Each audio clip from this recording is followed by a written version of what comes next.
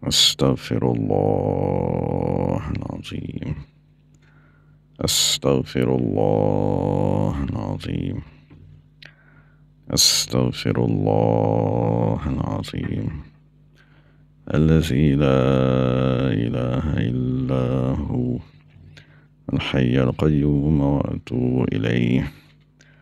أستغفر الله العظيم الذي لا إله إلا هو الحي القيوم وأتوب إليه. أستغفر الله العظيم الذي لا إله إلا هو الحي القيوم وأتوب إليه. Assalamualaikum warahmatullahi wabarakatuh. InsyaAllah di pagi yang berkat ni, insyaAllah kita membaca sama-sama surah Yasin. Dan kita niatkan agar Allah Subhanahu Wa Taala memberikan keselamatan kepada diri kita dan kepada semua ahli keluarga, sahabat-sahabat dan kepada seluruh umat Islam. Dan moga-moga Allah Subhanahu Wa Taala memudahkan segala urusan. Waalaikumsalam warahmatullahi wabarakatuh. A'udzu billahi minasyaitonir rajim. Bismillahirrahmanirrahim. Yasin wal Qur'anil Hakim innaka laminal mursalin ala siratin mustaqim. Tanzilal azizir rahim litunzira qauman ma unzira aba'uhum fahum ghafilun. لقد حق القول على أكثرهم فهم لا يؤمنون.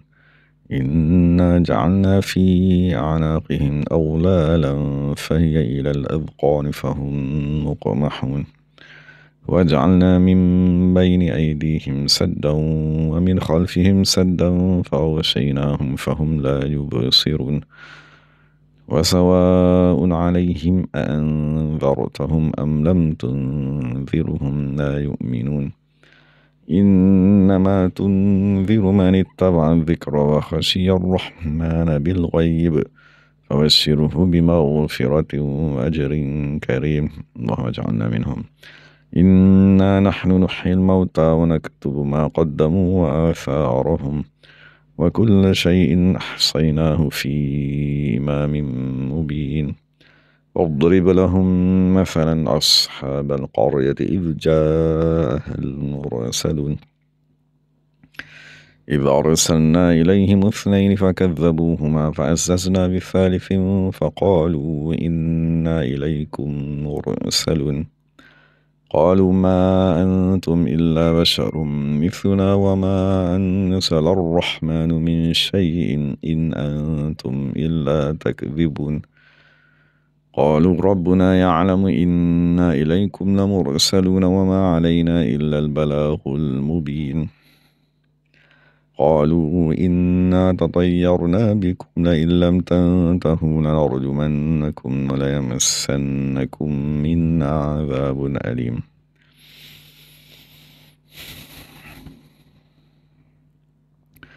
قالوا طائركم معكم أئن ذكرتم بل أنتم قوم مسرفون.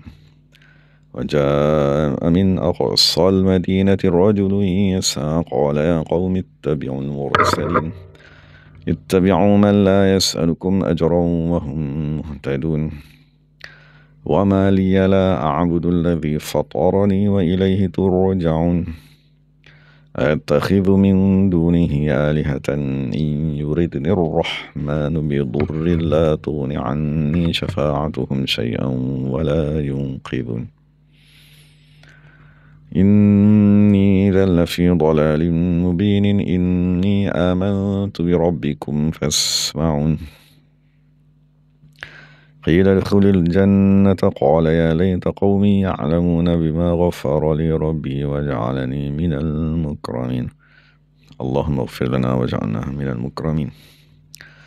وما أنزلنا على قومه من بعده من جند من السماء وما كنا منزلين. إن كانت إلا صيحة واحدة فإذا هم خامدون. يا حسرة على العباد ما يأتيهم من رسول إلا كانوا به يستهزئون ألم يروا كم أهلكنا قبلهم من القرون أنهم إليهم لا يرجعون وإن كل لما جميع لدينا محضرون وآية لهم الأرض الميتة وحيناها وأخرجنا منها حبا فمنه يأكلون وجعلنا فيها جنات من نخيل وأعناب وفجرنا فيها من العيون يأكلوا من ثمره وما عملته أيديهم أفلا يشكرون شكر لله سبحان الذي خلق الأزواج كلها مما تنبت الأرض ومن أنفسهم ومما لا يعلمون وآية لهم الليل نسلخ منه النهار فإذا هم مظلمون والشمس تجري لمستقر لها ذلك تقدير العزيز العليم والقمر قدرناه منازل حتى عاد كالعرجون القديم لا الشمس ينبغي لها أن تدرك القمر ولا الليل سابق النهار وكل في فلك يسبحون وآية لهم أنا حملنا ذريتهم في الفلك المشحون وخلقنا لهم من مثله ما يركبون وإن نشأ نغرقهم فلا صريخ لهم ولا هم ينقذون إلا رحمة منا ومتاعا إلى حين وإذا قيل لهم اتقوا ما بين أيديكم وما خلفكم لعلكم ترحمون اللهم ارحمنا وما تأتيهم من آية من آيات ربهم إلا كانوا عنها معرضين وإذا قيل لهم أنفقوا مما رزقكم الله قال الذين كفروا للذين آمنوا أنطعم من لو يشاء الله أطعمه إن أنتم إلا في ضلال مبين ويقولون متى هذا الوعد إن كنتم صادقين ما ينظرون إلا صيحة واحدة تأخذهم وهم يخصمون فلا يستطيعون توصية ولا إلى أهلهم يرجعون ونفخ في الصور فإذا هم من الأجداث إلى ربهم ينسلون قالوا يا ويلنا من بعثنا من مرقدنا هذا ما وعد الرحمن وصدق المرسلون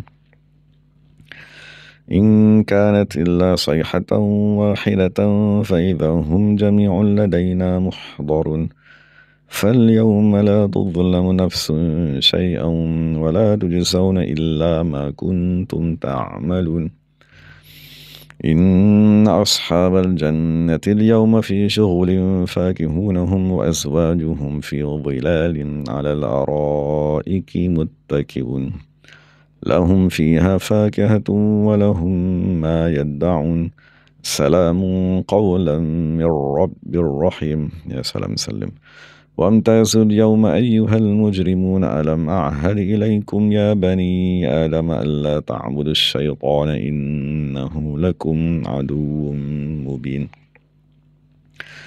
وأن اعبدوني هذا صراط مستقيم ولقد أضل منكم جبلا كثيرا أفلم تكونوا تعقلون هذه جهنم التي كنتم توعدون اللهم أجرنا من النار اصلوها اليوم بما كنتم تكفرون اليوم نختم على أفواههم وتكلمنا أيديهم وتشهد أرجلهم بما كانوا يكسبون ولو نشاء لطمسنا على أعينهم فاستبقوا الصراط فأنى يبصرون ولو نشاء لمسخناهم على مكانتهم فما استطاعوا مضيا ولا يرجعون ومن نعمره ننكسه في الخلق فلا يعقلون وما علمناه الشعر وما ينبغي له إن هو إلا ذكر وقرآن مبين لينذر من كان حيا ويحق القول على الكافرين أولم يروا أنا خلقنا لهم مما عملت أيدينا أنعاما فهم لها مالكون وذللناها لهم فمنها ركوبهم ومنها يأكلون ولهم فيها منافع ومشارب وفلا يشكرون شكر لله واتخذوا من دون الله آلهة لعلهم ينصرون لا يستطيعون نصرهم وهم لهم جند محضرون فلا يحزنك قولهم إنا نعلم ما يسرون وما يعلنون أولم ير الإنسان أنا خلقناه من نطفة فإذا هو خصيم مبين وضرب لنا مثلا ونسي خلقه قال من يحيي العظام وهي رميم قل يحييها الذي أنشاها أول مرة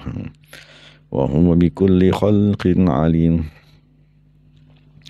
الذي جعل لكم من الشجر الأخضر نارا فإذا أنتم منه توقدون أوليس الذي خلق السماوات والأرض بقادر على أن يخلق مثلهم بلى وهو الخلاق العليم إنما أمره إذا أراد شيئا أن يقول له كن فيكون فسبحان الذي بيده ملكوت كل شيء وإليه ترجعون إنا لله وإنا إليه راجعون صدق الله العظيم صدق رسوله النبي الكريم ونحن على ذلك من الشاهدين والشاكرين والحمد لله رب العالمين.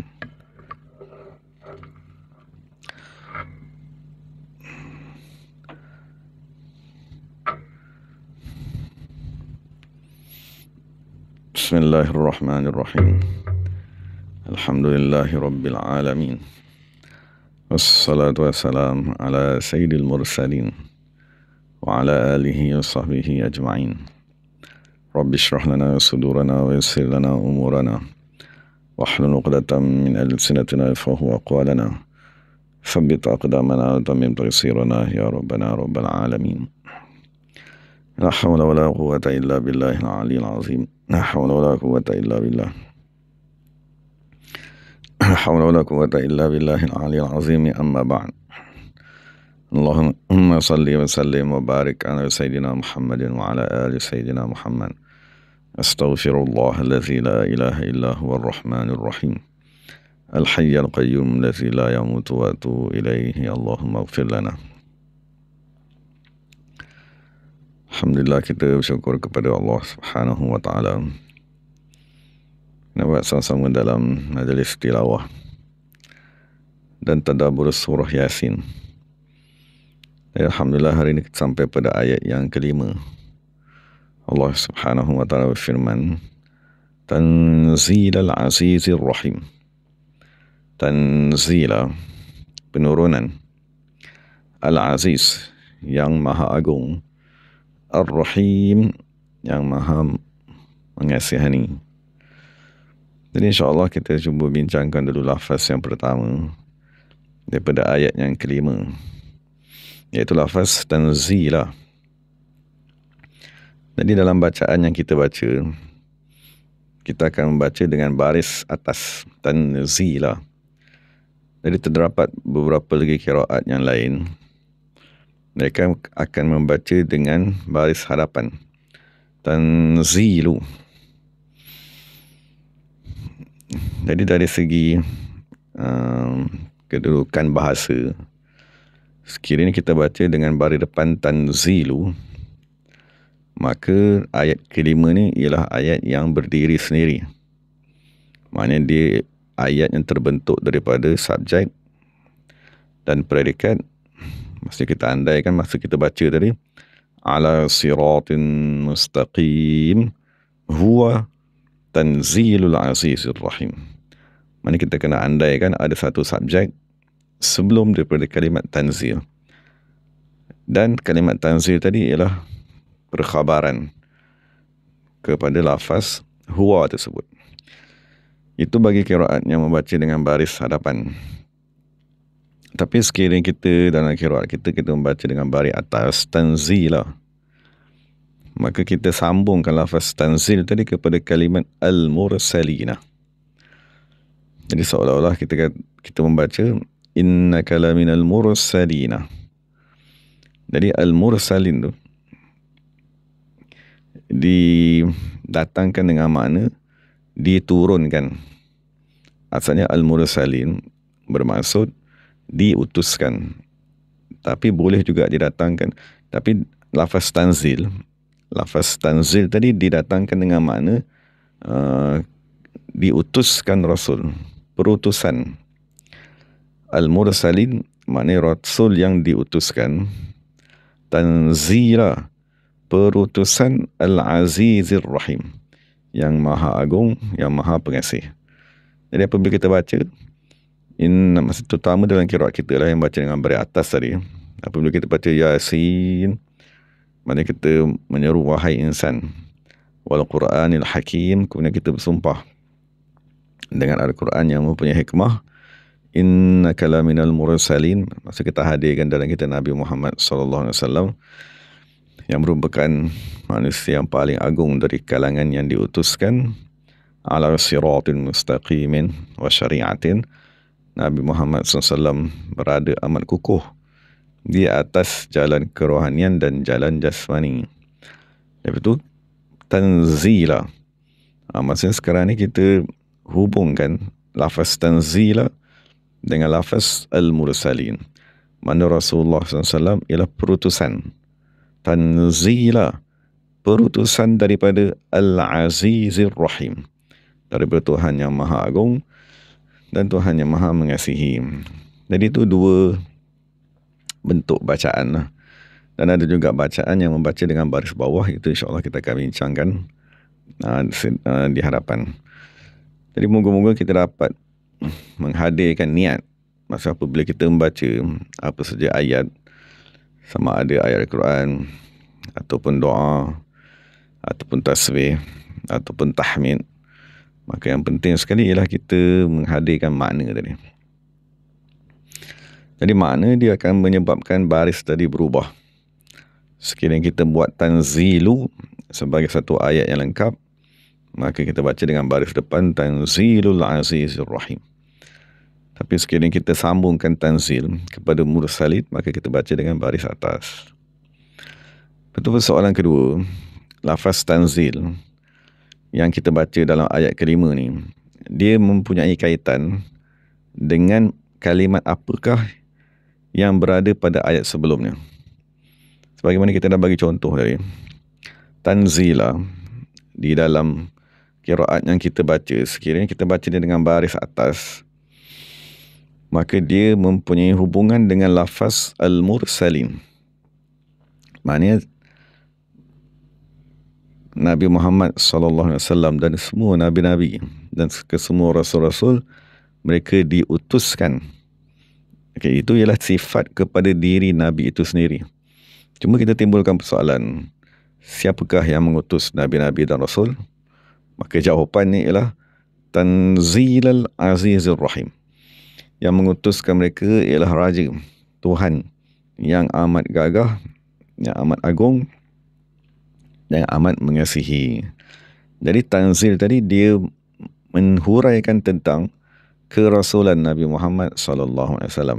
Dan ini ialah bentuk yang pertama. Maksud lafaz tanzil tadi kita kaitkan dengan Nabi Muhammad SAW dan semua rasul-rasul.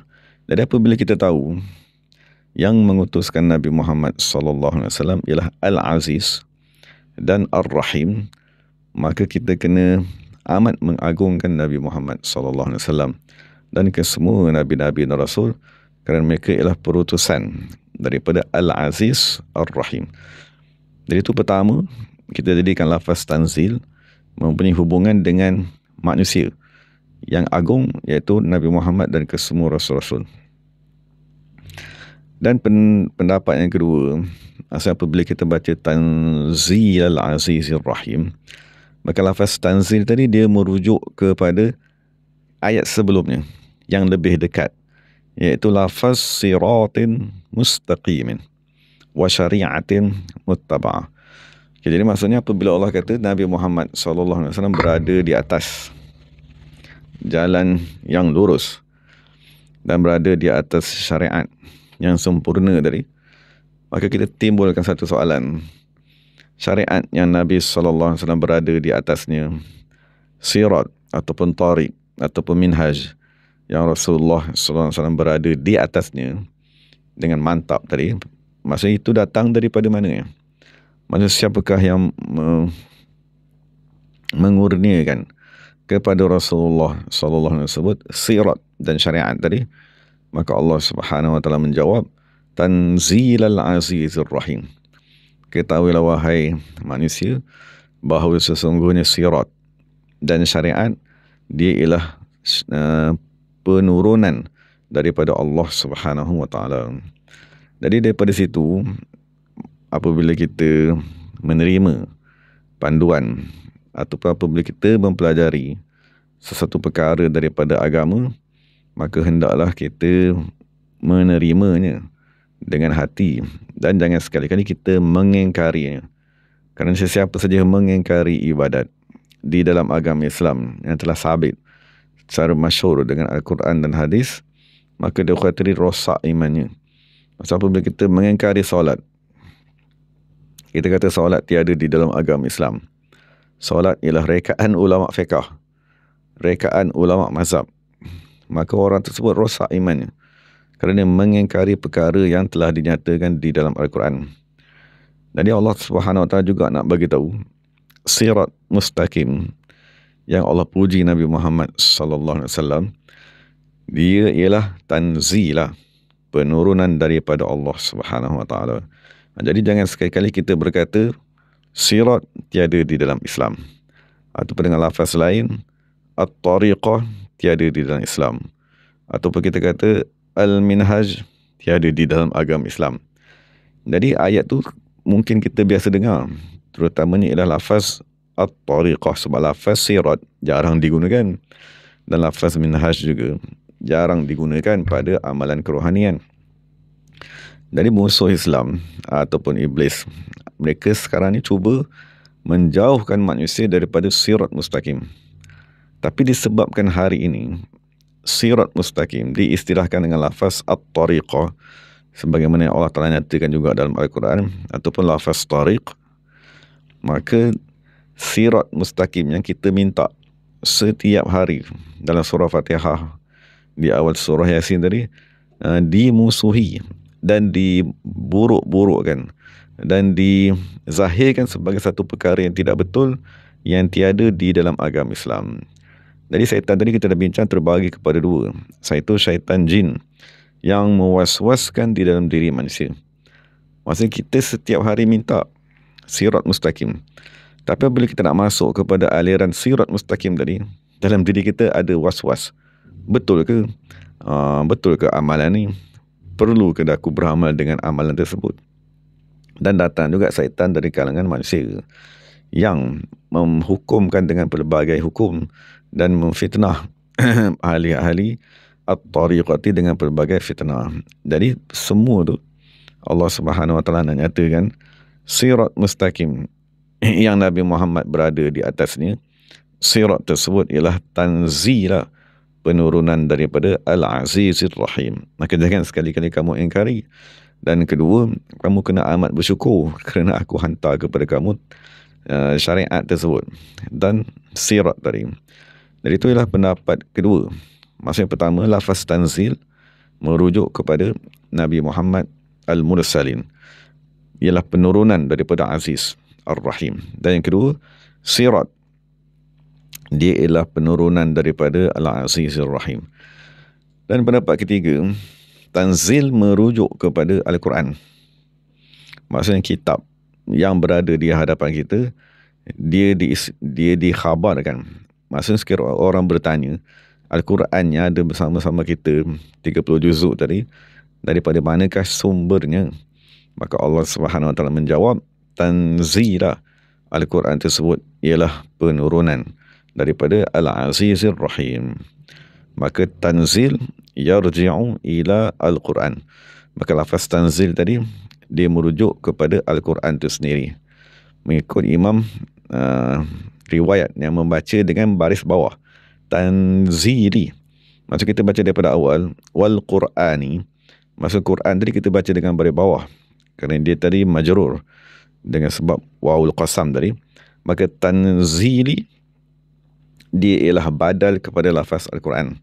Dan apabila Al-Quran dibaca dengan baris bawah, maka tanzili juga dibaca dengan baris bawah. Jadi kita ada 3 baris yang kita boleh baca lafaz tanzil. Dan lafaz tanzil tadi apabila kita baca, kita kena niatkan Al-Mursalin diutuskan daripada Aziz, Al-Quran diturunkan daripada Aziz, Sirat Mustaqim didatangkan daripada Al-Azizir Rahim. Maknanya Allah Subhanahu Wa Taala di bawah nama Aziz dan di bawah nama Rahim tadi menzahirkan satu nikmat yang agung. Nikmat tersebut ialah At-Tanzil, penurunan. Jadi sekarang ni kita rujuk kepada soalan seterusnya, apakah hikmah zikri At-Tanzil? Maksudnya setelah Allah menceritakan tentang Al-Quranil Hakim dan setelah Allah berikan kata-kata yang tegas bahawa Nabi ialah utusan dan berada di atas sirat mustaqim. Jadi mengapakah di ayat keempat Allah memulakan dengan lafaz tanzil? Jadi pertama sekali Imam Fakhruddin Ar-Razi radhiyallahu anhu, dia berkata setiap surah yang di awalnya ada zikrul Quran, seperti surah Yasin, ayat kedua Allah bersumpah dengan Quranil Hakim, ataupun menyebut lafaz kitab dan menyebut lafaz tanzil, seperti adalah ayat yang kita tengah baca ni, ayat kelima ni. Maka Imam Fakhruddin Ar-Razi berkata di dalamnya ada munabbihun yujibu sabatal mukhatabil istima'i. Maknanya Allah Subhanahu Wa Taala ingin menarik perhatian, ingin menyedarkan kita agar sabat, maksudnya agar istiqamah, al-mukhatabi listima'ihi, untuk kita tadi mendengar arahan-arahan dan makna-makna di dalam surah tersebut. Maknanya ada surah yang membawa makna yang amat penting. Kesemua surah Al-Quran tadi membawa makna yang amat penting. Cuma ada beberapa surah yang Allah tekankan. Dan antara surah yang paling penting ialah antaranya surah Al-Fatihah dan surah yang panjang yang sedang kita baca ni, iaitu surah Yasin yang diistilahkan sebagai qalbul Al-Quran. Jadi itu faedah pertama, dia disebut lafaz tanzil, disebut lafaz Al-Quran di awal sesuatu surah, munabbihun yujibu sabatal mukhatabil istima'ihi. Satu peringatan daripada Allah Subhanahu Wa Taala agar kita istiqamah mendengar, mempelajari dan mengamalkan. Maksudnya apakah yang nak disampaikan dalam surah tersebut. Moga-moga kita dapat mengamalkannya. Dan begitu juga satu pendapat yang lain mengatakan orang kafir mereka mengingkari Nabi Muhammad sallallahu alaihi wasallam, mengingkari kerasulan Nabi Muhammad sallallahu alaihi wasallam. Maka Allah Subhanahu Wa Taala menurunkan mukjizat, mengurniakan pelbagai mukjizat kepada Nabi Muhammad sallallahu alaihi wasallam. Dan antara mukjizat teragung yang Allah Taala berikan kepada Nabi Muhammad sallallahu alaihi wasallam ialah Al-Quran. Jadi apabila ada Al-Quran diturunkan, maka seolah-olah orang kafir tadi bertanya, daripada manakah sumber Al-Quran yang Nabi sallallahu alaihi wasallam tadi bawa? Maka Allah Subhanahu Wa Taala menjawab, Tanzilal Azizur Rahim. Quran yang aku jadikan mukjizat kepada Nabi Muhammad sallallahu alaihi wasallam, dia ialah tanzilah. Jadi itulah faedah kedua lafaz tanzil di awal surah Yasin ataupun di awal surah-surah yang lain. Dan dalam tafsir Ruhul Bayan dinyatakan apabila Allah Subhanahu Wa Taala menyebut tanzilu daripada Allah, Tanzilal Azizur Rahim, maka makna tersirat apabila Allah kata ini ialah penurunan daripada aku, lazim daripada itu, ataupun apakah takwilnya, ataupun apakah makna di hujung. Takwil ataupun tadabbur, maksud kita mengetahui rentetan daripada sesuatu lafaz tadi. Jadi Allah kata, ini aku turunkan. Aku dah turunkan Al-Quran. Aku dah turunkan sirat. Aku dah turunkan Rasul. Jadi setelah Allah kata turun, apakah yang perlu kita hadirkan dalam diri kita? Maka dalam tafsir Ruhul Bayan dia berkata, fastami'u lahu. Pertama sekali, tugasan yang ada pada manusia ialah mendengar ayat Al-Quran tersebut. Dan dimaksudkan dengan mendengar tadi, maksud kita menerima arahan dan menerima larangan-larangan daripada Al-Quran. Maka dalam ungkapan yang lain, Syekh Daud berkata, awwalu hazadin al-istima' as-sama'u. Maksudnya permulaan seseorang tadi nak mengamalkan agama ialah dengan pendengaran. Maka sebab itu Allah Ta'ala memuji apabila Allah kata wa ja'ala lakumus sam'a. Pertama sekali yang Allah Ta'ala kurniakan kepada manusia ialah as-sam'a, pendengaran. Jadi itulah kewajipan ibu bapa memperdengarkan kepada anak-anak mereka. Jadi apakah perkara pertama yang kita nak perdengarkan kepada anak-anak kita? Pertama sekali ialah ilmu al-aqidah. Maksudnya ilmu sifat 20 tersebut. Maka kita ambil kitab tadi, kita baca. Sebagai contohnya, kitab matan yang paling agung dalam sifat 20 tadi ialah kitab yang bernama Ummul Barahin, yang ditulis oleh Imam As-Sanusi radhiyallahu anhu. Jadi kita ambil kitab tadi, kita baca bersama-sama ahli keluarga kita.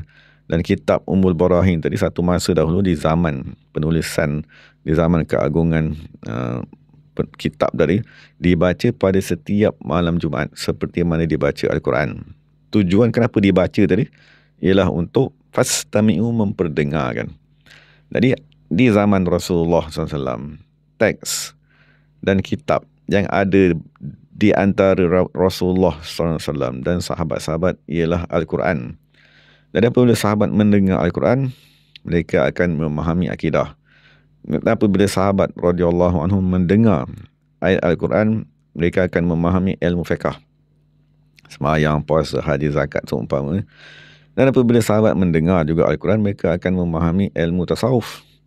Jadi persoalannya, sekiranya kita hari ini mendengar Al-Quran, ada tak kita dapat memahami ilmu akidah tersebut? Dan apabila kita dengar ayat Al-Quran dibaca, sama ada dalam majlis tilawah ataupun dibaca oleh imam semasa sembahyang, jadi persoalannya, adakah kita mendapat hukum hakam ilmu fiqh daripada ayat tersebut? Dan begitu juga ilmu tasawuf daripada ayat Al-Quran.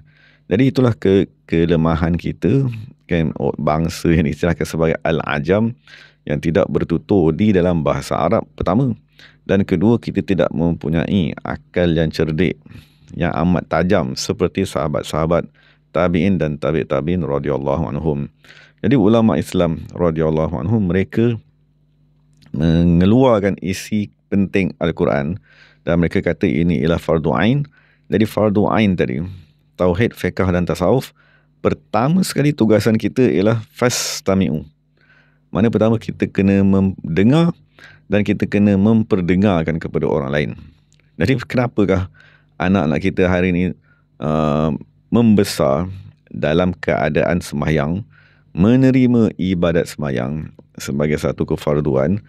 Kerana mereka tadi dah diperdengarkan tentang sembahyang wajib, tak sembahyang berdosa, Allah memfardukan 5 waktu. Jadi dengan sebab pendengaran tadi, kita perdengarkan kepada mereka dan kita ulang, maka perkara tersebut akan tertulis di dalam akal dan hati mereka, maka mereka mempercayainya. Jadi itu sekiranya kita memperdengarkan ilmu fiqh. Tapi persoalannya, ada tak anak kita tadi diperdengarkan dengan ilmu tauhid? Jadi sekiranya kita nak memperdengarkan ilmu tauhid kepada anak kita, maka kita ambillah kitab matan Ummul Barahin tadi dan kita baca kepada anak-anak tersebut dan diulang supaya mereka tadi mempelajari sifat 20 dan perkara tersebut tetap di dalam hati mereka. Dan yang paling penting sekali ialah ilmu tasawuf diperdengarkan. Maksud kita perdengarkan kepada mereka tentang sejarah ulama-ulama, wali-wali Allah Subhanahu wa ta'ala. Jadi untuk kita tadi menerapkan ilmu tasawuf tadi, amalan pertama ni lah kita memperdengarkan tentang kepentingan beristighfar, kepentingan memohon ampun setiap hari, kepentingan bertaubat, kepentingan bertahlil, menyebut lafaz la ilaha illallah. Jadi itu pertama sekali yang makna tersirat ataupun takwil daripada lafaz tanzil. Maknanya Allah Subhanahu Wa Taala memberitahu, aku dah turunkan kitab. Jadi apakah kerja kita? Apakah kerja kamu? Ni kitab dah ada di hadapan kita, Al-Quran tadi. Maka arahan pertama ialah fastami'u, kamu dengarlah. Cuma kita dah bincang tadi, kita nak dengar secara langsung daripada Al-Quran tu kita tak memahami. Maka kita dengarlah intipatinya, iaitu ilmu akidah, fiqh dan tasawuf. Kedua, dalam Ruhul Bayan dia kata, apabila kamu dah dengar, wa'malu bihi, maka hendaklah kamu tadi beramal dengannya. Dan beramal ni lah yang perlu kepada bimbingan ulama yang membimbing kita macam mana nak menerapkan akidah pada diri kita, pada anak-anak, pada generasi, dan ilmu fiqh macam mana nak mengamalkannya, dan ilmu tasawuf. Dan di dalam tafsir Imam Al-Qushairi dan begitu juga dalam tafsir Al-Bahrul Madid dinyatakan bahawa tanzilul kitab min a'zamil ayat. Ini satu panduan lagi lah kepada kita. Maknanya kita hidup di zaman setelah kewafatan Nabi Muhammad SAW. Jadi timbul persoalan dalam diri kita. Kalau kita hidup di zaman Nabi SAW, kita akan dapat melihat pelbagai mukjizat. Seperti Rasulullah membelah bulan, seperti Rasulullah mengeluarkan air daripada jarinya, dan pelbagai lagi mukjizat yang kita baca dalam buku sirah.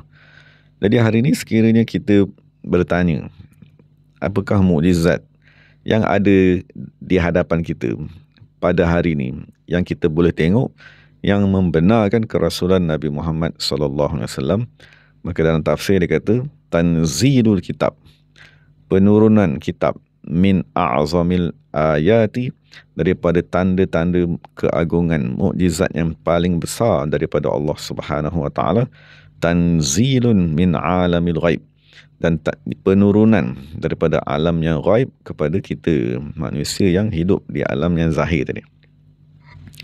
Jadi jangan sekali-kali kita berasa kita tidak dapat melihat mukjizat. Kan, maksudnya kita kata orang zaman dahulu, sahabat, mereka beruntung kerana mereka dapat melihat pelbagai mukjizat semasa hidup dengan Nabi SAW. Jadi kita seolah-olah menimbulkan kekesalan ataupun memberikan alasan, oh saya tak beriman pada hari ini sebab saya tak pernah nampak apa-apa mukjizat. Macam mana saya nak percaya dengan kerasulan Nabi Muhammad SAW? Ataupun saya tak tahu apa yang saya nak buat, apa panduan di dalam agama ni. Maka itulah apabila Allah Ta'ala ingin mengekalkan mukjizat Nabi Muhammad SAW, maka Allah SWT berkata, tanzil, aku turunkan kitab tersebut kepada kamu, dan dia berkekalan sampai kepada hari ini. Dan kita kena maklum, maksudnya Allah Subhanahu Wa Taala, kita tak dapat, kita jauh daripada Allah Subhanahu Wa Taala, dan kita tak dapat melihat Allah Subhanahu Wa Taala. Jadi Allah Subhanahu Wa Taala mengutuskan satu kitab.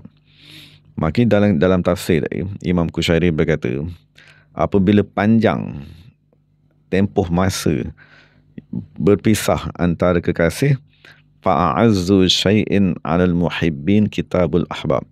Mana kita maklum di alam roh dulu, maksudnya kita pernah menghadap Allah Subhanahu Wa Taala, dan kita pernah mengaku bahawa Allah Subhanahu Wa Taala ialah Rabbi, penciptaku, penjagaku dan seumpamanya. Jadi perkara tersebut telah berlalu dalam satu tempoh masa yang panjang. Jadi apabila berlalu tempoh masa yang amat jauh, tidak bertemu dengan Allah, tidak bertemu dengan kekasihnya, maka salah satu cara untuk Allah Subhanahu Wa Taala mengingatkan kita kepada dia, salah satu cara untuk Allah Subhanahu Wa Taala membangkitkan semula rasa kecintaan kita kepada Allah Subhanahu Wa Taala ialah dengan Allah Ta'ala menghantar kitab kepada kita. Jadi dalam tafsir dia katakan, anzal tu, aku menurunkan, ala ahbabi, kepada kekasih-kekasih aku, kitabi, kitab yang utusanku.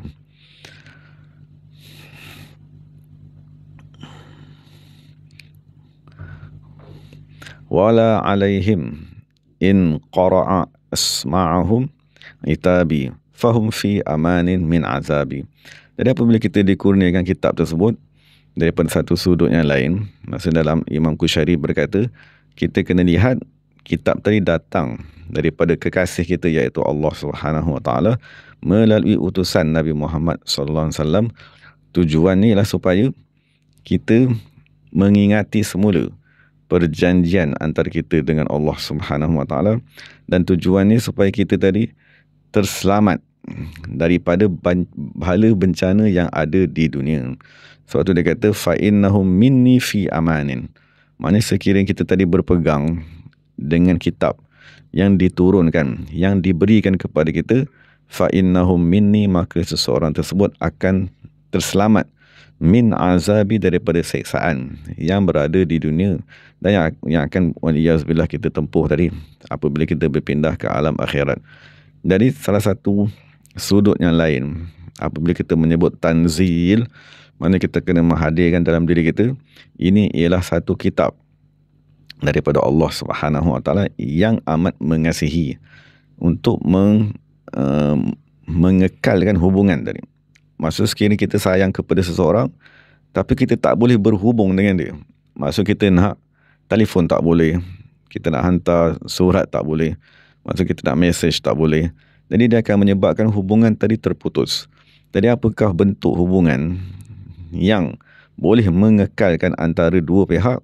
Ialah dengan perutusan kitab ataupun dengan perutusan satu risalah Quran seumpamanya, supaya kita dapat sentiasa mendengar sifat-sifat Allah Subhanahu Wa Taala, sentiasa mendengar arahan daripada Allah Subhanahu Wa Taala. Jadi itu salah satu faedah ataupun hikmah daripada tanzil yang nyatakan oleh Imam Qushayri dan Imam Ibnu Ajibah radhiyallahu anhu. Dan sebagai soalan seterusnya, maksudnya kita apabila Allah Subhanahu Wa Taala menyatakan at-tanzil, tanzil bermaksud penurunan. Dan lafaz tanzil tadi kita sandarkan kepada Al-Quran. Maka timbullah persoalan, bagaimanakah Al-Quran diturunkan? Ataupun dalam soalan yang lain, bagaimanakah wahyu tadi diturunkan? Maka kita rujuk kepada satu hadis daripada Hisham ibn Urwah, daripada Aisyah radhiyallahu anha, daripada Al-Haris ibn Hisham. Ini salah seorang sahabat, sa'ala Rasulullah sallallahu alaihi wasallam, kaifa ya'tikal wahyu? Bagaimanakah datang wahyu kepada kamu, wahai Rasulullah sallallahu alaihi wasallam? Maka Rasulullah sallallahu alaihi wasallam berkata, ahyanan ya'ti, ini kadang-kadang wahyu tadi datang kepadaku seperti bunyi gema loceng, wa huwa ashadduhu alayya, dan itulah cara kedatangan wahyu yang paling berat ke atas diriku. Dan apabila bunyi tadi yang kuat tadi berhenti, waqad wa'aitu ma qala, maka aku telah memahami apa yang disampaikan. Dan kadang-kadang Rasulullah kata, malaikat tadi datang dalam rupa seorang lelaki dan berkata-kata kepadaku, maka aku memahami apa yang telah dikatakan oleh malaikat tersebut. Jadi itu ialah nas tentang bagaimanakah diturunkan Al-Quran kepada Rasulullah sallallahu alaihi wasallam. Dan ini satu sudut lah, maksudnya Allah menyebut innaka laminal mursalin dalam ayat kedua tadi. Kemudian Allah Ta'ala menyatakan tanzilal azizir rahim. Maka kita rujuk kepada beberapa kalam ulama radhiyallahu anhum, bagaimanakah Al-Quran tadi disampaikan kepada Nabi Muhammad sallallahu alaihi wasallam. Jadi Syekhul Islam Zakaria Ansari radhiyallahu anhu, dia mensyarahkan hadis yang kita baca tadi. Maknanya sahabat bertanya, wahai Rasulullah SAW, bagaimanakah wahyu tadi datang? Maka Rasulullah SAW menjawab dengan dua cara. Dalam hadis tadi Rasulullah beritahu ada dua cara wahyu tadi datang ataupun diturunkan Al-Quran kepada aku. Ihdahuma, salah satu daripada dua cara tersebut ialah cara yang paling berat sekali. Ayyatiyahul malaku fi suratihi, ialah malaikat datang dalam rupa malaikat itu sendiri. Listimaliha ala ma yukhalifu tab'al bashariyati, kerana tabiat penciptaan malaikat tadi dia sangat berbeza dengan penciptaan kemanusiaan. Fayahsulu lahu minasyiddati wal masyaqqati, maka pada ketika itulah berlaku kepada Rasulullah SAW keadaan yang amat susah, keadaan yang amat berat, kerana menanggung ayat yang amat berat yang turun kepada Rasulullah SAW. Jadi Allah Subhanahu Wa Taala berfirman, Inna sanulqi alaika qawlan thaqila, aku akan memberikan kepada kamu wahai Nabi Muhammad SAW perkataan yang amat berat. Itulah kaifiat yang pertama, bagaimanakah wahyu diturunkan. Dan kedua, nyatakan oleh Syekh Zakaria Ansari, wahya aisaru minal ula, cara kedua wahyu tadi datang dia lebih senang, lebih mudah daripada keadaan yang pertama. An ya'tiyahul malaku fi surati basharin, maka datang malaikat tadi dalam rupa bentuk manusia. Ya nasubihi, ya Rasulullah tadi boleh berasa bersera, maksud dia tak berasa amat berat. Jadi dia akan berkata-kata alal mu'tad kepada Nabi Muhammad SAW dalam keadaan yang biasa. Jadi Imam Zakaria Ansari dia menyatakan, kenapakah wahyu tadi datang dalam dua bentuk tadi? Sama ada malaikat tadi datang dalam bentuk ni asal, atau malaikat tadi datang dalam rupa manusia. Jadi Syekh Zakaria Ansari berkata, sunnatullah, pada penciptaan Allah Ta'ala mestilah berlaku munasabah, kesesuaian bainal qaili was sami'i, antara orang yang berkata-kata dan antara orang yang mendengar, supaya berlaku at-ta'lim wa ta'allum, supaya berlakulah pengajaran dan penerimaan ilmu. Fatilkal munasabatu imma bittisafis sami'i biwasfil qaili, dan cara untuk menyamakan dua sifat tadi, sama ada orang yang ingin mendengar dia mesti mempunyai sifat sama seperti orang yang bercakap, bi ghalabatir ruhaniyati alaihi, dengan menguatkan ataupun kerohanian pada ketika itu mesti menguasai seluruh jasadnya. Wa huwa an-naw'ul awal, jadi itulah bentuk pertama penurunan wahyu. Maksud kita maklum, malaikat dia ialah roh semata-mata, dia tidak terzahir dengan jasmani, jasad. Jadi apabila kita yang mempunyai unsur jasmani dan rohani, apabila kita nak menghadap malaikat, maksudnya apabila Rasulullah nak menghadap malaikat tadi, maka unsur kerohanian baginda mestilah ghalibatun, menguasai dan lebih zahir. Jadi itulah bentuk pertama daripada penurunan wahyu. Maksudnya murid dia kena sama seperti keadaan gurunya. Ataupun dia kata sebaliknya, au bittisafil qaili, orang yang bercakap, yang nak menyampaikan sesuatu tadi, dia bersifat biwasfis sami'i, dengan sifat pendengar tadi, wa huwa an-naw'us tsani, dan itulah keadaan yang kedua. Maksudnya Jibril dalam keadaan kerohaniannya yang agung tadi, maka dia tadi menukarkan diri ni, ataupun dia tadi menjelma dalam rupa manusia. Jadi itulah cara kedua untuk menyampaikan ilmu. Jadi apabila ada munasabah tadi, maksudnya disesuaikan kerohanian Rasulullah dengan rupa asal Jibril, ataupun Jibril tadi menyesuaikan dirinya dengan jasmani Rasulullah SAW, maka barulah boleh berlaku at-ta'lim wa ta'allum, maksudnya penyampaian ilmu tadi. Maksudnya nak bagi tahu kepada kita, apabila kita ingin menerima ilmu daripada Allah Subhanahu Wa Taala, kita ingin mempelajari ilmu daripada Rasulullah sallallahu alaihi wasallam, daripada ulama pewaris-pewaris tadi, maka kita mestilah mempunyai sifat sama seperti mereka. Jadi apabila kita membersihkan hati, membuang sifat-sifat syaitan, membuang sifat-sifat binatang, membuang sifat-sifat ganas dan seumpamanya, sifat binatang liar dan ganas tadi itu, maka barulah kita tadi boleh menerima ilmu daripada Allah Subhanahu Wa Taala.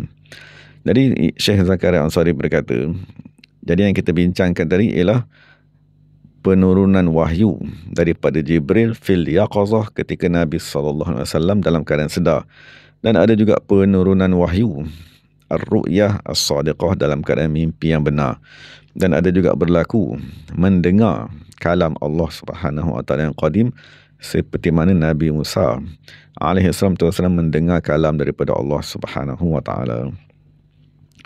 Dan Syekh Zakaria Ansari berkata, wahyu pada 3 tahun yang pertama di awal kebangkitan Nabi Muhammad sallallahu alaihi wasallam min Israfil, dibawa oleh Israfil alaihi salatu wasallam, summa min Jibril alaihi salatu wasallam. Kemudian wahyu tadi dibawa oleh Jibril alaihi salatu wasallam, dan Jibril datang kadang-kadang dalam rupa seorang lelaki dan kadang-kadang dengan rupa seorang sahabat yang bernama Dihyah, dan kadang-kadang kadang-kadang Jibril datang dalam rupa asalnya alaihi salatu wassalam. Jadi itulah jawapan kepada sekiranya kita tanya bagaimanakah cara diturunkan wahyu kepada Nabi Muhammad sallallahu alaihi wasallam.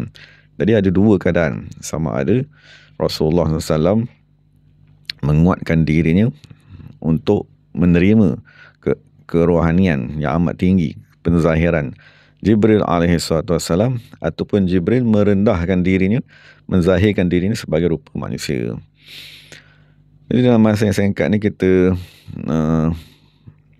dengar beberapa hadis berkaitan dengan Rasulullah sallallahu alaihi wasallam semasa baginda menerima wahyu. Mana apabila Jibril datang alaihi salatu wassalam, apakah keadaan baginda sallallahu alaihi wasallam? Jadi dalam Sahih Muslim dinyatakan apabila turun saja wahyu, Rasulullah SAW akan menundukkan kepalanya, dan kesemua sahabat yang berada juga akan menundukkan kepala mereka.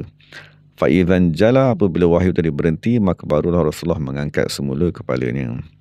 Dan dalam riwayat Abi Ya'la dia mengatakan bahawa apabila turun saja wahyu, maka Rasulullah tadi akan merah mukanya. Dan satu riwayat dia kata berubah warna kulit baginda SAW, wa huwa yaghittu, dan seolah Rasulullah tadi mengeluarkan suara menahan seperti orang yang berdengkur dengan amat perlahan kerana menahan beratnya turun wahyu tersebut. Dan Sayyidina Umar bin Khattab dia berkata apabila turun wahyu kepada Rasulullah akan didengar di hadapan muka baginda seperti bunyi deruan daripada bunyi lebah. Dan Sayyidina Aisyah berkata, sesungguhnya aku pernah melihat wahyu turun kepada Rasulullah sallallahu alaihi wasallam pada hari yang amat sejuk. Tapi walaupun hari tadi amat sejuk, maka aku dapat melihat di tepi dahi baginda Rasulullah SAW tadi terperciknya ataupun mengalirnya peluh yang amat sangat, kerana betapa beratnya Rasulullah SAW menerima wahyu tersebut. Jadi itu daripada Sayyidina Aisyah radhiyallahu anhu. Dan daripada Ibnu Abbas radhiyallahu anhu, dia berkata adalah Rasulullah SAW menanggung kesusahan yang amat sangat dalam penerimaan wahyu tadi. Wa kana mimma yuharriku syafataihi, dan antara kesusahan yang Nabi tanggung semasa menerima wahyu tadi ialah semasa wahyu tadi turun, Rasul menggerak-gerakkan bibir ni nak membaca. Jadi dinyatakan dalam syarah li khasyatihi an yadhi al-Quran, kerana Rasulullah amat takut semasa wahyu tadi datang amanah kepada baginda SAW, maka Nabi takut sekiranya Nabi tak baca dan cuba menghafal, an yadhi al-Quran, akan terlupa al-Quran tersebut, wa yatafallata, dan terlepas hilang sebelum Rasulullah SAW mengingatinya. Kemudian barulah Allah Ta'ala menurunkan ayat, maksudnya Allah kata la tuharrik bihi lisanaka, maksudnya Allah kata tak apa, jangan kamu baca, kami akan menghimpunkan Al-Quran tersebut kepada kamu dan kamu tidak akan melupainya. Dan daripada Hisham ibn Urwah, daripada bapanya, dia berkata Nabi Muhammad SAW sekiranya diturunkan wahyu kepada Nabi SAW, wa huwa ala naqatihi, padahal Rasulullah berada di atas unta, maka unta tersebut akan terduduk meletakkan bahagian hadapan unta tadi ke tanah. Fama tastati'u an tataharrak, dan unta itu sendiri tak boleh bergerak hatta yusarra anhu, sehinggalah habis penurunan wahyu kepada Nabi Muhammad sallallahu alaihi wasallam. Dan Ibnu Abbas radhiyallahu anhu dia berkata, sesungguhnya surah An'am tersebut diturunkan kepada Nabi sallallahu alaihi wasallam semasa Rasulullah berada di atas untanya. Maka semasa turun surah tersebut, unta tadi terduduk min thiqalil Quran, kerana beratnya Al-Quran, wa haibatihi, dan kerana keagungan Quran tersebut. Dan daripada Asma binti Yazid, dia berkata, satu ketika aku memegang tali pacuan unta Nabi Muhammad sallallahu alaihi wasallam, maka apabila turun saja wahyu surah Maidah tadi, turun sepenuhnya, wa kadat min thiqaliha, dan hampir-hampir disebab beratnya turunnya surah Maidah ke atas Rasulullah, dia kata tudaqu adadun naqah, hampir dia kata tangan unta tadi yang berdiri memegang Rasulullah, dia kata hampir-hampir pecah, dia kata, kerana beratnya wahyu diturunkan. Dan daripada Abdullah ibn Amr, dia berkata, turun kepada Rasulullah SAW surah Al-Ma'idah, padahal Rasulullah sedang menunggang kenderaannya, tunggangannya, maka binatang tersebut tak mampu nak menanggung Rasulullah SAW, maka Rasulullah turun daripada binatang tersebut. Dan daripada Ibnu Abbas radhiyallahu anhu, dia kata apabila turun saja wahyu, maka Rasulullah tidak akan berubah warna kulitnya, dan Rasulullah akan memejamkan kedua matanya, dan kami mengetahui itulah keadaan Rasulullah semasa diturunkan wahyu, dan Rasulullah berhenti daripada bercakap kepada kami, walam yukallimuhu ahadun minhum, dan seorang pun daripada sahabat tadi tak akan bercakap-cakap ataupun membuat bising semasa diturunkan wahyu kepada Rasulullah sallallahu alaihi wasallam. Dan daripada Zaid bin Sabit radhiyallahu anhu, dia berkata, satu ketika aku sedang duduk bersebelahan dengan Nabi sallallahu alaihi wasallam, dan dia kata kebetulan peha Rasulullah tadi berada di atas peha aku, dan pada ketika itu aku sedang menulis wahyu. Falamma nazalal wahyu, maka apabila turun saja wahyu tersebut, kadat fakhizuhu taruddu fakhizi, maka dia kata hampir-hampir peha Rasulullah SAW tadi mematahkan tulang peha aku. Maksud kata betapa beratnya perkara yang ditanggung oleh Rasulullah SAW. Dan dalam hadis yang lain, Rasulullah SAW berkata, wama min marratin yuha ilayya illa zanantu anna nafsi tafidu minhu. Maksudnya Rasulullah SAW sendiri memberitahu, dia kata tiada satu kali diturunkan, tak ada satu keadaan apabila diturunkan wahyu tersebut, illa zanantu, melainkan aku rasa anna nafsi, sesungguhnya aku akan tercabut kerana beratnya keadaan wahyu yang diturunkan. Jadi itulah beberapa nas daripada ulama radhiyallahu anhum berkenaan dengan tanzil. Jadi moga-moga apabila kita membaca Tanzil al-Azizur Rahim, maka kita dapat menghargai dan mengagungkan Nabi Muhammad sallallahu alaihi wasallam kerana menerima wahyu tersebut daripada Allah Subhanahu wa taala, sampai kita boleh pegang. Maksudnya kita ada 30 juzuk Al-Quran ni, kita boleh tengok, kita boleh baca, kita boleh amalkan, dan sekarang kita dapat tahu betapa beratnya penerimaan wahyu tersebut. Jadi begitulah juga moga-moga kita tadi memuliakan dan kita tadi mengagungkan Al-Quran tersebut, dan kita akan mengagungkan juga Nabi Muhammad sallallahu alaihi wasallam yang menerima Al-Quran. Dan cara untuk kita tadi mengingati jasa dan keagungan Nabi Muhammad SAW ialah dengan kita berselawat kepada Nabi SAW setiap hari, ataupun secara khususnya pada hari Jumaat.